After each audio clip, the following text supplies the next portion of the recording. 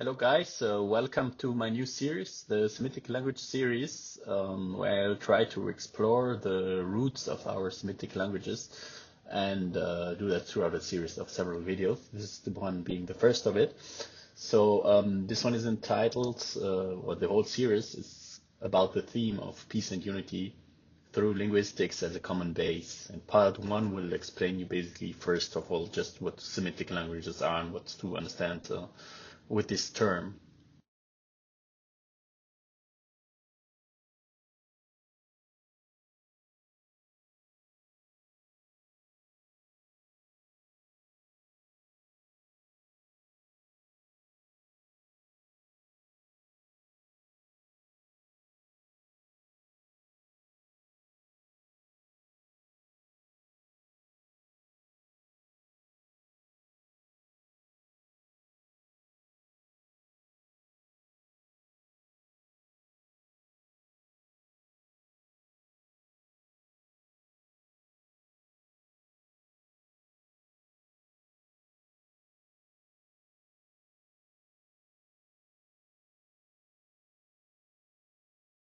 So let's dive in. Why this series?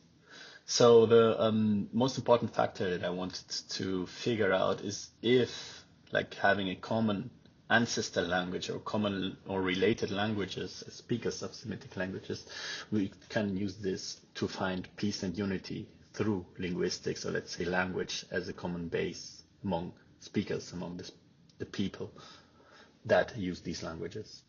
Then, of course, fun. And then understanding today's language through the lens of the past, which is already fun. But as you also know, or may not know, a wise man being myself said, a tree without roots falls easily. So yeah, let's continue. So what are Semitic languages? Well, like all sciences, languages also were classified by scientists to be able to compare them, derive rules, gain new knowledge, etc. So, of course, it's a social construct that was invented in order to classify the world around us, or the world we're living in, and also languages were like touched upon this by what is the scientific field of linguistics. So it's a method basically to group languages into families according to criteria which they call either genetic or typological. Genetic just meaning having like a common ancestor language, which can be theoretical, or in most cases it is theoretically built, or typological, meaning they have a lot of commonalities among them, and that's why you group them together.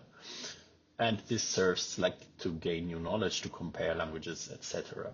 So it's working kind of similar, these classification systems, to like family trees, if you see biological family trees. But this has nothing biological into it. It's just a way to make sense of the world, but it's built like a family tree. So kind of following the same structures of hierarchy, of having like the ancestor language and then similar branches going out of this. And before, like there's even like families, like it's for example like a family system. The Semitic language falls into the family of Afro-Asiatic languages, which contains many others also. Like I'm not sure exactly. I don't want to say anything. The Omotic languages are, for example, part of it.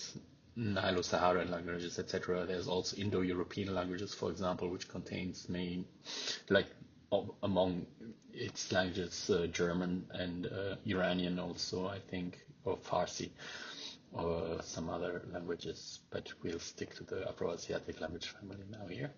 So what makes Semitic languages according to the classifications? So the common ancestor that was derived is the Proto-Semitic, which is a theoretical language, again, a constructed languages, which served as a common ancestor to all of these languages due to like historical findings of how this language could have looked. And the root-based system is common among all Semitic languages. So languages that fall into this category that was constructed. And the root-based system is for an illustration for the non-Semitic speakers, or those who didn't hear this word before.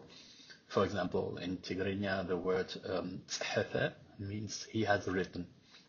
So you can have from Tsahafa, you can make Tsahafi, which is like a writer, or Tsahafit, which is like the female writer, or you can make Metsahaf, which is like books, or you can make Tsahuf, which is like something written, or like you can make many things out of these three based, or like not even three, there's also many other like words with 4 or 5 roots, etc. But it's a root-based system, and that's similar in Arabic. I know it and like common throughout all Semitic languages else, like Aramaic or Hebrew or Tigray or Amarinya or like several other Semitic languages that exist, like Ge'ez, for example, also like others. Then there's a shared phonological system, which means like sounds are kind of similar. Well, I doubt it a little bit if I hear some of these languages, but yeah, I mean, they fall into the category. So yeah, they like mainly distinguishes from other categories by having these guttural sounds and emphatic consonants also used in their languages. Then there's a similar grammatical structure among Semitic languages here, mainly like the affixes and suffixes and verbs, meaning like the changement of words, like تحفكوا, like I have written, or يتحفلقوا, like I am writing, or like these kind of things, like where you can play around with the verbs and make them change in times, tenses, etc. And the geographic distribution of the languages, it's fixed on being North Africa, Horn of Africa, Levant, the Arabic, I think the Gulf nations also, and that's basically the geographical distribution of the Semitic languages where they originate. Of course, now there's like migration as there is always, and you can find them in Germany, for example. Anyhow, this is about what Semitic languages are. Let's go to the next.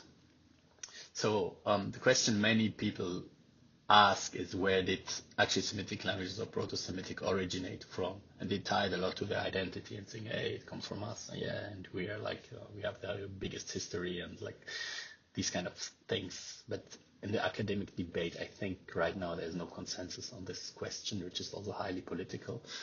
And there are many candidates, and basically all candidates where these languages are spoken are a candidate for their origin. So they could be either in the Levant, in the Sahara region, the Horn of Africa, the Arabian Peninsula, or Northern Africa.